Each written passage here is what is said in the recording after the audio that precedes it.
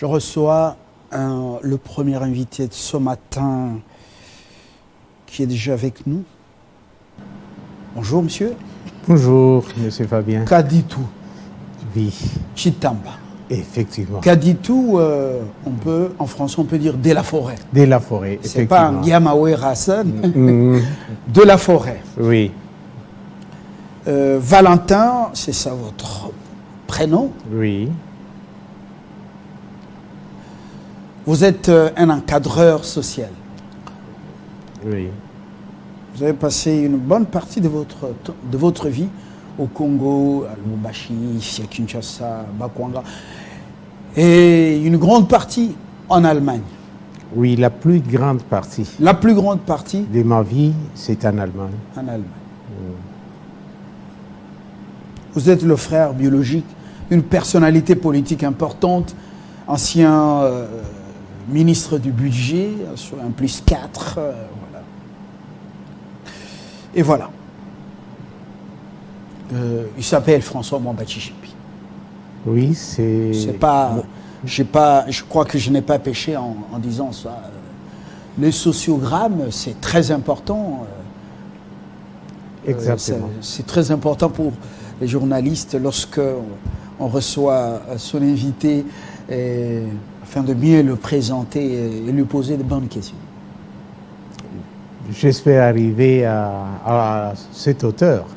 Vous êtes un homme aussi très engagé politiquement en Allemagne. Et Angela Merkel a signé votre adhésion à la... Comment on appelle? La CDU. CDU. La CDU, CDU comme en Allemagne. Vous avez milité au sein du parti, de ce grand parti, le parti d'Angela Merkel et de plusieurs chanceliers. Oui, exactement. Vous continuez ou vous avez jeté l'éponge? Non, avec l'âge, ce n'est pas comme chez nous, on est dans l'éternité. Nous sommes là, on nous appelle comme seniors dans des activités pour le jeune, afin que le jeune s'imprègne aussi de l'expérience et continue le parti. Donc, chez nous, par contre, c'est jusqu'à la mort. Hein. Alors, chez nous, c'est jusqu'à la mort. De l'autre côté, c'est la retraite. C'est la retraite. On a fait de réunions, de campagnes, par exemple, pendant de grandes fêtes de Noël, de Pâques. On rencontre des jeunes, on leur dit le passé, l'expérience que chacun raconte. Alors, peut-on considérer que c'est le retour, à la maison, à la terre natale, pour y passer sa retraite? Oui, c'est juste venir et puis rentrer dans le pays d'accueil. L'objectif pour moi, je crois que c'est de passer sa vieillesse ici en racontant des bonnes histoires dans le sens positif qui peuvent servir à la jeunesse et à notre pays. Parce que tout ce qu'on a sacrifié dans la vie, on a mis l'énergie, doivent continuer. C'est ça l'éternité. Vous avez sacrifié quoi? Je dirais ma jeunesse. À quoi? Vous avez milité au sein d'un parti politique en Allemagne. Vous avez sacrifié votre jeunesse pour les Allemands. Non, pas ça. Beaucoup plus pour ma communauté congolaise. Et ensuite, quand j'ai pu arriver à m'intégrer, hein, parce que c'était très important, j'ai intégré le parti CDU et ça m'a permis de voir comment les autres s'organisent et quelles sont les failles que nous avons et pourquoi ça ne marche pas chez nous. Donc, cette étape, je voudrais vous signaler, j'étais tellement engagé pour le bien-être de ma communauté et je vous l'ai dit. La communauté congolaise. Congolaise, voilà. Je suis parmi ceux qui ont sensibilisé l'opinion politique et parfois privée de la population allemande à se retourner un peu plus pour regarder ce qui s'est passé au Congo. On a organisé des séminaires. J'ai été avec des amis dans l'université Hanovre. On a fait 3-4 jours de séminaires pour sensibiliser notre communauté à pouvoir s'intégrer et aussi à apprendre des bonnes choses que nous pouvons transmettre au pays. Vous parlez bien l'allemand. Oui, c'est pas. C'est un instrument important d'intégration. Oui. La langue. Oui, très important. La science par excellence. Alors, qu'est-ce que vous avez dit aux Allemands concernant la situation au Congo, surtout cette invasion, pillage, massacre, et avec leurs sous-traitants, l'Allemagne est dans beaucoup de coups bas contre le Congo. L'Allemagne. C'est une vision que je ne partage pas tellement. Ça, c'est une vision congolaise que nous avons. Les Européens en général, l'Occident en général, sont cohérents. Mais il arrive dans leur cohérence des incohérences. Cela veut dire, ils vous disent, si vous ne faites rien, qu'est-ce que nous pouvons faire? Ça, c'est une question qui m'a été posée par le président de la Commission européenne dans les temps. Il m'a dit, mais nous ne pouvons rien faire. Si les Congolais ne font rien pour leur propre pays, les autres ne feront rien aussi pour eux. C'est question d'ordre et d'organisation. Nous avons un grand problème d'ordre et d'organisation. Alors, quel a été le feedback par rapport à ce que vous avez dit aux Allemands, par rapport à notre situation ici? On a essayé de sensibiliser, de faire comprendre que c'était pendant la période de Mobutu, par exemple. Je vais prendre ça, parce que j'étais actif beaucoup pendant cette période. On a essayé de faire comprendre que le soutien de Mobutu, après plusieurs années, n'apporte rien, aussi bien à vos pays européens et à notre. Parce que la politique doit être, selon les principes, la politique c'est autour de l'humain. Tout doit être fait autour de l'humain. C'est ainsi qu'ils prônent l'humanisme. L'homme doit être au centre de toute action politique. De toute action politique et tout. Alors, on le fait voir, vous nous demandez, vous parlez beaucoup sur le droit de l'homme. Mais comment vous pouvez rester silencieux avec tout ce qui se passe chez nous? Et je leur rapportais pendant des réunions de brèves. C'est ainsi que ça a un peu basculé. Ça a basculé de quelle manière? La prise de la conscience qui est continuer à soutenir Mobutu n'était pas une solution, mais qui remplaçait. C'était aussi notre. C'était pas à eux de chercher un remplaçant à la tête du pays. C'était pas à eux de le faire. Monsieur Fabien, non. Nous sommes un État indépendant. En vertu de quoi ils peuvent venir s'ingérer. Justement, la situation a beaucoup évolué. Maintenant, Mobutu est parti, ça fait plusieurs années. Oui. Et c'est une agression maintenant. Vous continuez à parler quand même aux Allemands de ce qui se passe, le contexte actuel. Oui, on en parle. On revient toujours à la question qui m'a été posée. Si vous ne faites rien pour votre pays, qu'est-ce que nous devons faire? En répondant à cette question, nous allons constater que ce qui se passe chez nous, nous sommes agressés, nous sommes dans une période pratiquement de la guerre. Est-ce qu'on a sensibilisé assez la population à prendre conscience de cette situation? C'est vous qui posez la question ou c'est les Allemands à qui vous parlez Non, de l'association qui vous pose la posez cette question? Je pose la question à la communauté congolaise, au peuple congolais que nous sommes. Qu'est-ce que nous faisons concrètement pour mobiliser la population? J'ai été satisfait ce qui s'est passé il y a avant-hier pour le truc de l'Union sacrée. Mais après, la bonne question c'est là, après la presse, les hommes politiques vont continuer à s'évaguer à leur occupation, ceux qui cherchent à avoir le poste d'être nommé ministre ou quoi, ceci, cela. Mais la population est dans l'ignorance totale. Il faut capitaliser la chose. Qu'est-ce que nous pouvons justement capitaliser?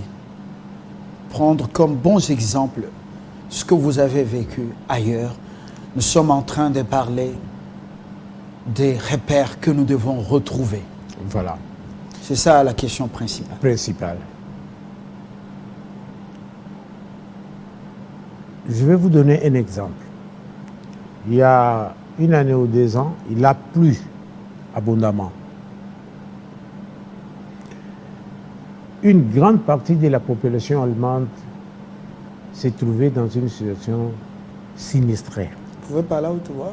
Ah oui, excusez-moi. Une grande partie de la population s'est trouvée dans une situation de sinistré. Qu'est-ce qui s'est passé? On a constaté que, au-delà de l'État qui a mobilisé l'argent pour remettre un peu les gens dans des conditions normales, la population elle-même, ceux qui n'ont pas connu ces désastres, ont dû cotiser pour assister leurs compatriotes. Ce qui se passe à l'Est aujourd'hui, quelles sont les actions qu'on a faites concrètement par la partie qui n'est pas agressée du pays? Les hommes politiques, tous presque, sont focalisés des élections et tout. Comment pouvons-nous faire des élections avec un pays, une partie de notre pays agressé? Pour obtenir quoi? Tout ça pour satisfaire l'opinion soi-disant occidentale. Nous sommes un État indépendant, nous devons voir les choses de la même manière que tous les autres pays dans des difficultés, des circonstances pareilles. Prenez par exemple, mobiliser la ville de Kinshasa. Alors réellement, la mobiliser comme ce que nous avons vécu le 30. Aller vers les ambassades. Et le monde va se retourner pour dire qu'est-ce qui se passe là-bas. Et c'est à ce moment que la communauté internationale commence à se poser des questions vraies et réelles. Donc ils ont leur occupation, ils doivent nourrir leur population, ils se préoccupent de leurs affaires, de leur pays. Mais puisque nous sommes agressés faisant partie de cette communauté internationale, quand nous allons faire du bruit, ils peuvent se retourner pour voir qu'est-ce qui se passe dans ce coin du monde. Alors si on comprend bien, les politiques en Occident, principalement en Allemagne, où vous vivez, vous avez passé la plupart de votre temps, la grande partie de votre temps, met l'homme au centre de toutes leurs actions. Oui. Les politiques. Partis politiques, tout comme les hommes politiques. Oui. Un bel exemple que nous devons copier, vous exhorter. Dans le contexte de la guerre, de l'agression comme maintenant, la priorité selon vous, ça ne doit pas être les élections pour faire plaisir à l'Occident, aux multinationales, aux décideurs politiques en Occident. La priorité doit être la solidarité avec ceux qui souffrent dans la partie orientale du pays, leur apporter l'assistance, leur apporter à manger, soutenir l'armée et concentrer plus d'efforts là-bas, sacrifier, faire même des jeunes ici, se priver à manger pour penser aux autres. C'est ça le vrai amour. Oui. Ils sont en train de résumer, n'est-ce pas? Oui, merci. Donc, post-poser l'organisation des élections. C'est ça? Oui, s'il y a lieu. Si c'est possible. Si c'est possible. Alors, vous êtes en Europe. Comment regardez-vous la société africaine où la nation congolaise, à travers ses dirigeants, le gouvernement et autres institutions, qui subissent un peu un dictat venant de l'extérieur? Oui, le chancelier a dit, le Parlement, le Bundestag a dit, le Parlement européen a dit, ils ont dit les élections ou rien, la Maison Blanche a insisté. Comment vous trouvez cette attitude? Le fait que nous subissons le dictat des autres sans nous affranchir, comment vous trouvez ça? Je vais répondre cette question à ce que lors d'une discussion avec des responsables politiques, ils m'ont dit, est-ce que... Responsables politiques congolais ou bien... Non, européens. Alors, de votre parti, la CDU non, CDU. Dans l'ensemble, on se retrouve, parfois c'est pas comme ici, on se retrouve pour discuter de l'avenir du pays, oui, par exemple. Oui. À l'heure de ces genres de réunions, je posais la question à M. Martin, qui était président du Parlement européen. On a fait une conférence avec, bien avant longtemps, avant qu'il soit le président du Parlement européen. Il m'a posé une petite question. Apparemment, j'avais trouvé à ce moment-là banal. Il m'a dit, est-ce que en Afrique, il peut y avoir un pays qui n'a pas été colonisé? Oui, mais les pays comme l'Éthiopie et consorts, on n'a pas tellement connu. Alors, il va me dire ceci. On est colonisable et on n'est colonisé que lorsque tu es colonisable. On est indépendant lorsqu'on réclame son indépendance. Et ceci ne passe pas seulement dans la tête. On est colonisable que lorsque... Non, on est colonisé que lorsqu'on est colonisable. Voilà. C'est ce qui fait que si tu te laisses faire, on va marcher sur tes pieds. Mais ceci ne peut se faire que par le jugement de l'éducation de la population. Il faut amener la population au niveau le plus élevé de l'indépendance. Nos parents, ils parlaient d'indépendance, mais sans le savoir. Mon père à moi. Un jour, je discutais, on regardait des photos et je l'ai vu en Chine, je crois avec papa Elebe Mayokonzo, des trucs. Hein? Je dis, ah, mais papa, tu as eu l'occasion de rester avec Mao. Qu'est-ce que vous vous avez dit? Alors, il a souri. Il m'a dit, c'était en 70, mais à ce moment, c'était vers 59, avant l'indépendance. Il dit, nous sommes allés là-bas en Chine. Quand nous sommes rentrés ici, on nous a arrêtés, vous êtes des communistes et tout et tout. Ah, mais qu'est-ce que vous vous êtes dit? Elle va me dire une chose que j'ai gardée. Il me dit, ce monsieur nous posa une question, quand est-ce que vous aurez votre indépendance? Alors ils étaient tous étonnés parce que tout le monde savait que le 30 juin, le Congo serait indépendant. Ils se sont regardés et puis ils ont répondu, nous aurons notre indépendance les 30 juin, comment vous ne comptez pas ça? Et il est resté à peine, je crois, 5 ou 6 minutes dans le silence. Et tous se posaient la question, qu'est-ce qui s'est passé? Et quand il a appelé l'interprète dira ce que les autres, donc papa et ses amis ont répondu à M. Mao. Alors, il va leur dire cette chose. Je voulais bien que la jeunesse, nos responsables politiques puissent retenir cette réponse. C'est très important. Il dit, vous ne serez pas indépendants. Mao qui s'adressait Oui. à votre papa, Cette votre délégation, père et oui. sa délégation qui furent en Chine. Vous ne serez pas indépendants. Vous serez indépendants lorsque vous aurez à produire le grain de maïs que vous mangez sur votre sol. Donc le 30 juin, pour Mao, ce n'était pas l'indépendance. Oui, il explique. L'indépendance, c'est lorsqu'on commence à produire ce qu'on mange pour son propre ventre. Alors, il renchérit pour expliquer ce que nous attendons par l'indépendance que nous avons reçue. Il leur dit ceci.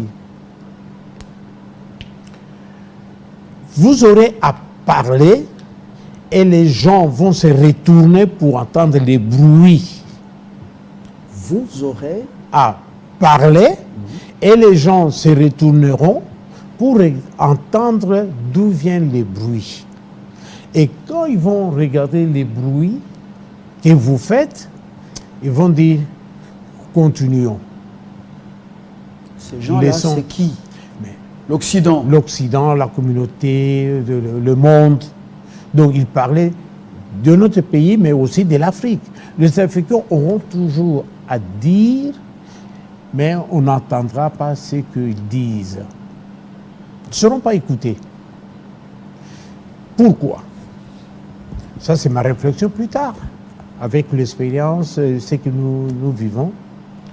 Parce que nous attendons que la solution nous vienne de l'Occident. Pour que tu sois reconnu président, il faut que cela soit intérimé par l'Occident. Et le fichier électoral, pour l'auditer, on n'a pas d'experts électoraux au pays. Pour l'auditer, non, enrayer oui. Les doublons, les morts. Et puis, voilà, ça demande que l'extérieur vienne, les Ouest-Africains, les Rwandais, désignés par Mushikiwabo, qu'ils viennent donner du crédit à notre fichier, au fichier électoral de la CENI. Oui. C'est quand même extrêmement grave. L'OIF demande à... L'OIF. L'OIF. Oui. La fois passée, c'était aussi l'OIF, pour auditer le fichier électoral, l'audit externe. Oui. Ils ont fait le travail, ils ont rendu compte, ils ont parlé, d'autres avec beaucoup d'arrogance, ainsi de suite. Alors, ma petite question, est-ce qu'il y a eu des élections dans des pays européens et ces gens vont là-bas et vous parlez d'indépendance? C'est une affaire interne. Tout simplement parce qu'on a toujours la main tendue à l'Occident pour organiser des élections. Ça, c'est ça notre malheur. Notre malheur consiste à attendre de l'Occident. Il y a certaines choses qui nous regardent nous-mêmes. Pour avoir la nationalité, parce que je pense maintenant à cette histoire que nous vivons, pour avoir la nationalité dans les années 80, en France comme en Allemagne et beaucoup d'autres pays, c'était vraiment conditionné. Quelle a été la condition? La France, c'était le droit des terres. Il faut être le terrien, celui qui est vraiment français des souches. Il y a eu en Allemagne, pour avoir la nationalité, c'était la nationalité du sang, on peut dire comme ça. Et pire, et plus même, je vais dire, tu ne peux pas faire un travail comme nous avons ici, de magasins, qui en soit le commerce réservé qu'aux autochtones, uniquement aux Allemands. Ça m'a appris beaucoup. Ça m'a appris beaucoup. Nos pays, ici, l'économie est entre les mains des étrangers. Nos mamans qui vendent le feuille de manioc et le chikwang, on voit dans des supermarchés la même chose. Et les gens préfèrent aller manger là-bas. Déjà dans les complexes que nous avons de l'homme blanc, on sabote nos parents, nos frères qui meurent de faim. On sabote leur bitabé, leur pondou, oui. leur, comment on appelle, oseille. Oui. Hein, leur mangue, leur mangue, un pays les oranges, si beau comme ça. Cœur de bœuf, on le sabote, on préfère aller chez les étrangers pour... Et là, on gonfle bien, là. Vous savez d'où viennent ces réflexes?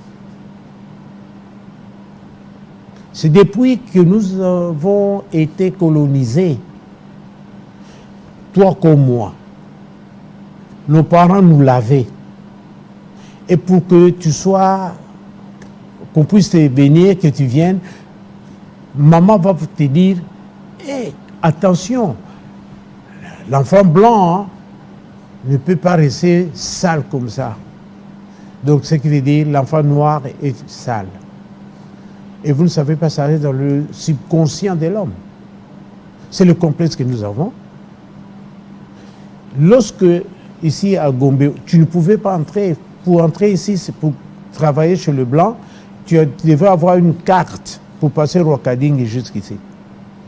À la, comment on appelle La Kalina, Gombe. Donc, c'est l'accès à la Kalina était réservé qu'aux domestiques et en plus, le reste de la ville, c'était la ville des indigènes. Donc, ces choses restent dans notre subconscient. C'est ce qui fait que nos intellectuels aujourd'hui, nos frères, beaucoup, se sentent beaucoup plus proches. Apparemment, vous voulez, dans votre argumentaire, je crois qu'on est en train de chuter là, vous soutenez la proposition de loi sur la proposition de loi qui fait couler beaucoup d'encre et de salive. Tout d'abord, une petite correction. Ce n'est pas une question de nationalité. C'est une question de sécurité, de souveraineté. On ne donne pas la chose précieuse à n'importe qui. La chose précieuse pour notre pays, c'est qu'à la tête de la nation puisse se trouver un vrai Congolais que nous connaissons très bien.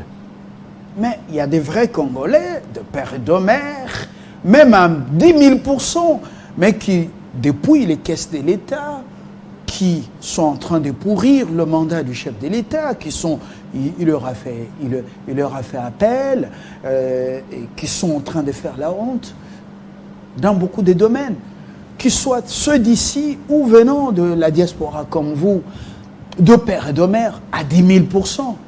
Alors, oui, monsieur Kaditou de la Forêt, oui. Alors, non, le problème c'est l'éducation. Je vais vous donner un exemple. Je prends l'exemple d'un État. La démocratie est au niveau où on nous montre que c'est le super, les États-Unis d'Amérique. Vous connaissez Robert Kennedy, le fils et le frère de Kennedy. Il a perdu pour qu'il soit élu parce qu'il avait fait un accident. Il est tombé dans un lac. Il a pris le temps d'arriver chez lui et d'appeler les secours après. Uniquement pour ça.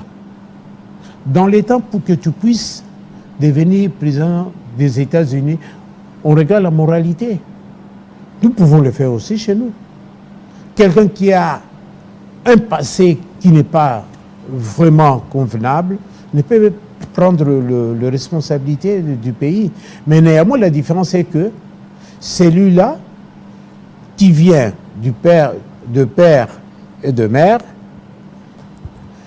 a ces tendances, comme l'histoire de Pharaon nous a montré, les deux femmes devant la femme, il dira, je ne veux pas tuer mon fils, qu'ils vivent, au moins je puisse les voir. Mais l'autre avait dit...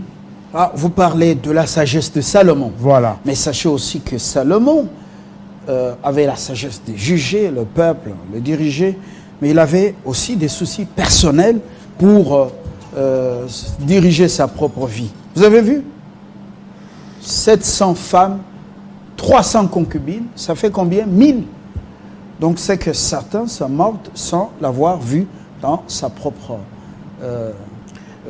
dans leur propre chambre. Je ferme la parenthèse. Merci. Voilà, je ferme la parenthèse. Oui. On termine avec vous. Comment pouvons-nous revenir au repère?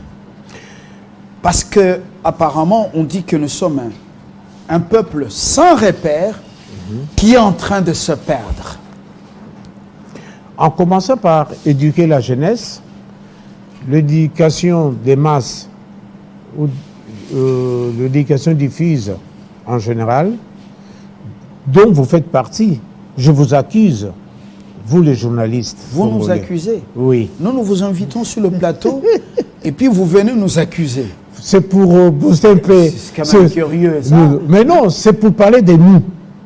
Vous et nous. Vous nous accusez, nous. Mais vous ne donnez pas beaucoup de matière à la jeunesse congolaise. Leur raconter l'histoire de ces pays depuis la colonisation. Les gens qui sont tombés pour que le pays puisse avoir l'indépendance, pour que le pays puisse avoir la démocratie, mais la jeunesse est sans repère. Parce qu'ils n'ont pas l'histoire. Ils ne peuvent pas s'approprier de leur propre histoire. Donc, je crois qu'il y a lieu d'archiver l'histoire du Congo et pouvoir le diffuser pour notre jeunesse. Et évidemment, organiser des activités culturelles, non seulement pour qu'ils aillent danser, mais au moins pour qu'ils parlent de leur pays, qu'ils s'approprient de la lutte de leurs ancêtres. Donc il faut enseigner la vraie histoire. La vraie histoire aux enfants. Aux enfants. Je vous interromps pas parce que ça vient. Vous avez mis une pouce à l'oreille. Écoutez, j'étais en Allemagne dans les années 80, 90, oui. J'ai posé la question un jour à un ami qui était étudiant à ce moment. Vous connaissez le Zaïre? Il dit, c'est là où je viens. Il va me regarder. Le Zaïre, c'est l'Afrique, non? Un étudiant africain. Un étudiant allemand. Oui. Il m'a dit que le Zaïre, c'est l'Afrique. Moi, je dis, mais non. Le Zaïre, c'est un pays d'Afrique, oui. Mais ce n'est pas l'Afrique. Ah, c'est l'Afrique du Sud. C'est jusqu'à là, je lui ai posé la question, mais comment tu ne peux pas connaître l'Afrique? Mais nous, on n'en a pas besoin. Nous, quand on va étudier ou on a besoin de connaître quelque chose d'Afrique, on prend notre carte, on lit et c'est fini. Mais nous, en 5e, 6e, on nous a... L'Europe occidentale. J'avais un professeur qui me parle de rure. Oh, j'étais en Allemagne, la rure, c'est vraiment, oui, c'était vrai. Mais il nous poussait à faire des cartes d'Allemagne, de la France. Et j'ai dit, mais vraiment terrible. Merci. Kaditou Chitamba. Oui. De la forêt, comme on aime bien vous appeler. Merci parce que vous avez choisi, vous avez décidé de revenir à la maison, à la terre natale. Oui. Pour rejoindre Aimé Césaire, qui est donc retour au pays natal. Au pays natal. Ce n'est pas le recours. Pour venir nous faire bénéficier cette expérience que nous devons retrouver nos repères, notre culture, parce que nous commençons à être des chauves-souris. Merci de l'avoir fait. Merci pour ces interpellations, ces accusations. Nous encaissons. Nous devons commencer à enseigner l'histoire, la vraie histoire, à nos enfants, aux téléspectateurs, pas sous la dictée de l'Union européenne ou des États-Unis ou de l'USAID. Excellente journée. Ce n'est pas la dernière fois. Nous vous aurons peut-être prochainement aussi. Avec plaisir. Et je vous remercie de mon côté de m'avoir reçu dans ces cadres magnifiques. J'ai pris pour que votre studio puisse devenir un peu plus grand et moderne. On a, ça c'est le plateau 1, on a 2 là-bas. Oui, j'ai vu. Avant de partir, vous pouvez prendre Christian pour faire le tour, me voir, oui. Voilà. Je suis vraiment fier de vous. Et à Jean-Marie, que j'ai connu personnellement à Paris, je lui donne mes félicitations ainsi qu'à toute l'équipe que vous composez. Que cela puisse aller de l'avant. Merci. Kaditou de la Forêt, moi j'aime bien vous appeler de la Forêt. Oui. Excellente journée. Merci à vous autant, M. Fabien. Je vous garde avant de vous raccompagner. Nous prenons l'actualité chez nous. Elle s'impose parce qu'elle est dynamique. Christian, rebonjour. Rebonjour Fabien. Ça donne quoi exactement? Statique? Évolutif? Statique pour le moment. Bienvenue à vous tous. Place à l'actualité, madame, monsieur.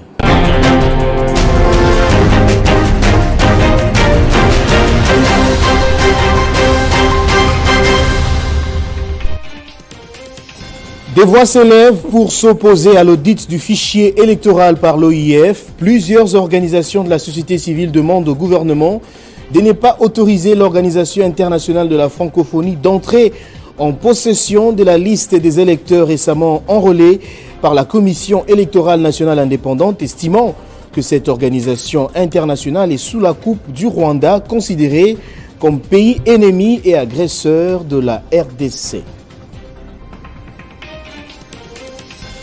Dans quelles conditions vivent les Congolais déplacés de Kwamouth au Congo-Brazzaville? Le vice-premier ministre en charge de l'Intérieur et Sécurité, Peter Kazadi Kankonde, a séjourné à Brazzaville pour s'enquérir de la situation. Toute la vérité sur les finances publiques en République démocratique du Congo, c'est dans un plateau spécial tout à l'heure à 14h. Jean-Marie Kassamba reçoit Nicolas Kazadi, ministre des Finances. Et puis le prix du litre de carburant a augmenté sur le marché de Mbujima au Kasaï oriental. Les litres d'essence qui se vendaient la semaine dernière à 5 000 francs se négocient actuellement entre 6 000 et 6 500 chez le revendeur. Cette hausse du prix de carburant a entraîné celle des transports en commun. En Afrique, au Sénégal, l'opposant candidat à la présidentielle prévue en février 2024 a de nouveau dénoncé devant la presse et qu'il qualifie des farces judiciaires. Les leaders du parti PASTEF doit comparaître le 8 mai dans son procès en appel pour diffamation, puis le 16 mai dans le dossier des accusations de viol. Mais Ousmane Sonko appelle à la désobéissance civique contre la justice et rejette tout dialogue avec le président Macky Sall. Tous ces titres vous seront développés dans la grande édition de 13h tout à l'heure. Entre-temps, l'actualité reste en continu sur votre chaîne. Madame, Monsieur.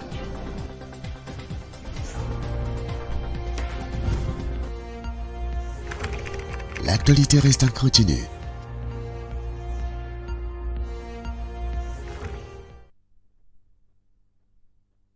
Télé 50, nous sommes une chaîne d'information panafricaine émettant depuis la République